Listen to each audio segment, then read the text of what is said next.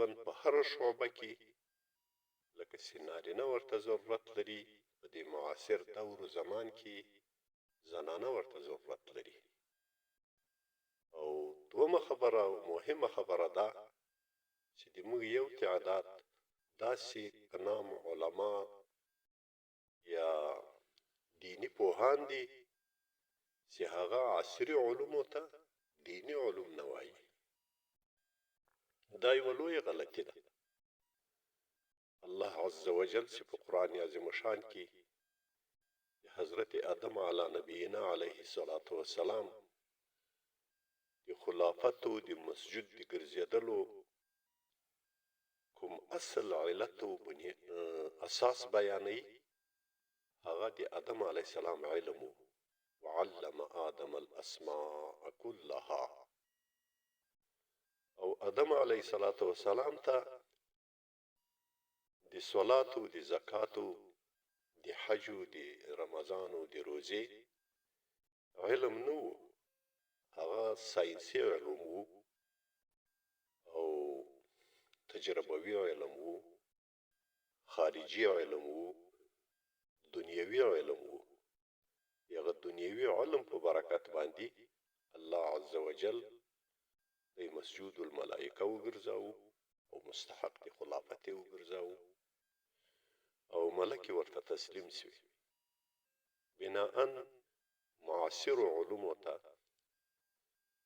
او دنیوي علوم ته چې د هغو منافع او اثرات په دنیا کې مرتبېږي، دا په هیڅ صورت باندې موږ غیر شرعي، غیر دینی، غیر اسلامی علومونه بولو، بلکې هغه هم شرعي دي، هم دینی دي، هم اسلامی دي، خو دنیوي دي، ځکه چې اثرات او منافع په دنیا کې مرتبې دي.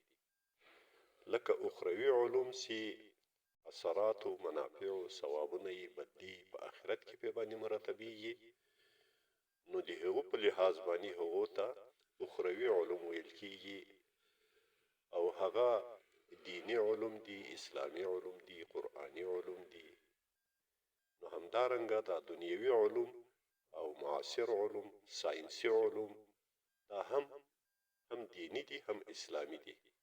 دا ذهنیت چې د کفر او د اسلام د قسم خوړلو دښمنانو له طرفه په ملتونو، په امتونو کې پیچکاري سوی، ترزیق سوی، دغه یو ذهنیت باید د موږ پوهانو علما ختم کړي او په د علم په داسې مهمو عهدو باندې لکه لوړې زده کړې او تعلیمات په دو کې باید هغه افراد او اشخاص مقرر شي چې هغوی یو جهانی، اسلام شموله او جهان شموله جامع فکر و نظریه او تربیه لري، نه داسې کسان چې هغه په کوم محیط و ماحول کې تربیه شوي دي او صرف د شرعي او د اسلامي لفظ یې زده کړی ده او په ذهن کې دا ورګرځي چې څوک په اعتکاف کې کینی، اقامت وایي، جمع کوي،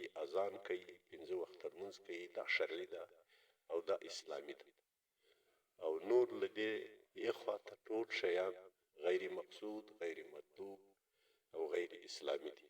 العیاذ بالله.